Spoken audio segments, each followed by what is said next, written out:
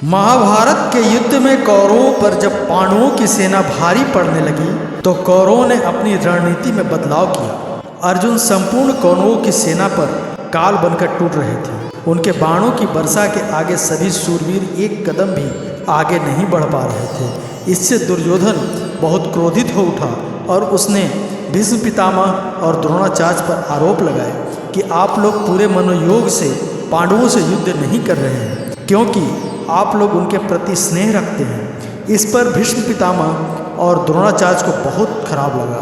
तब कौरवों ने युद्ध की रणनीति में बदलाव किया। अर्जुन को रोकने और युधिष्ठिर को बंदी बनाने के कौरवों ने चक्रव्यूह की रचना की। इसके लिए पहले यह तय किया गया कि किस प्रकार से अर्जुन को युद्ध भूमि से दूर किया जाए। ऐसा करते ही युधिष्ठिर को बंदी बना लिया जाएगा और कौरव युद्ध में जीत जाएंगे। अर्जुन को रोकने में कौरवों ने सफलता हासिल कर ली और दूसरी तरफ युधिष्ठिर को बंदी बनाने के लिए व्यूह रचा गया। इस व्यूह को तोड़ना आसान नहीं था, क्योंकि इसमें 6 द्वार थे जिन्हें तोड़कर बाहर निकलना था।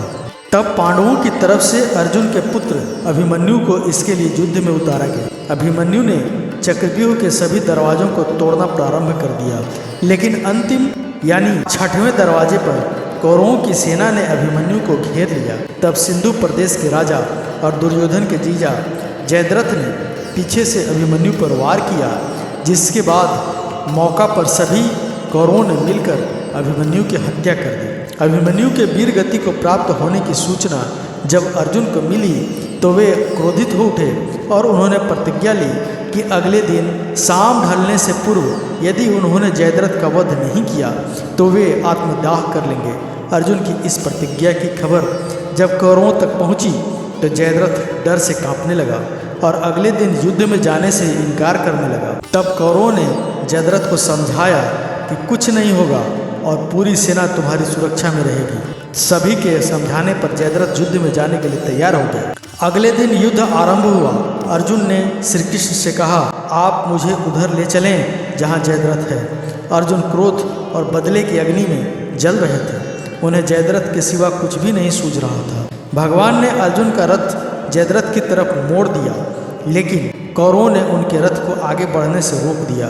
कई तरह की बाधाएं खड़ी कर दी। अर्जुन ने आगे निकलने का बहुत प्रयास किया, लेकिन कौरवों ने उन्हें आगे नहीं बढ़ने दिया। उधर सूर्य अपनी गति से चल रहा था। समय तेजी से बीत रहा था।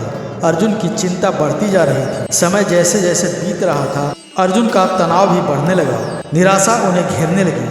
अर्जुन की हालत को देखकर श्री कृष्ण समझ गए कि ऐसी स्थिति में अर्जुन जयद्रथ का वध नहीं कर पाएंगे। उधर प्रतिज्ञा के मुताबिक आत्मदाह करने के लिए चिता सजाने की तैयारी शुरू होने लगी। तभी भगवान श्री कृष्ण ने अपने सुदर्शन चक्र से सूर्य को ढक दिया। जयद्रथ और कौरव ये समझने लगे कि अब शाम हो गई, सूर्य ढल चुका है। अर्जुन को अब अपनी प्रतिज्ञा के अनुसार आत्मदाह करना होगा। अर्जुन की मौत की कल्पना करते हुए कौरव अत्यंत खुश होने लगे। उन्हें लग रहा था कि अर्जुन के देह त्यागते ही वे युद्ध जीत जाएंगे।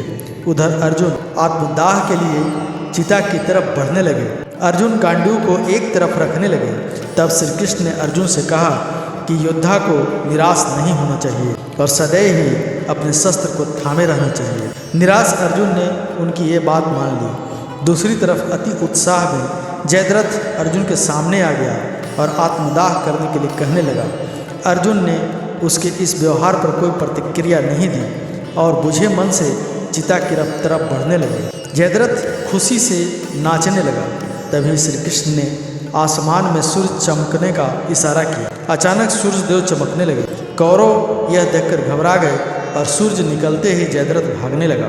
तभी श्री कृष्ण ने अर्जुन से कहा कि देख क्या रहे हो अर्जुन, गांडी उठाओ और अपनी प्रतिज्ञा को पूरा करो।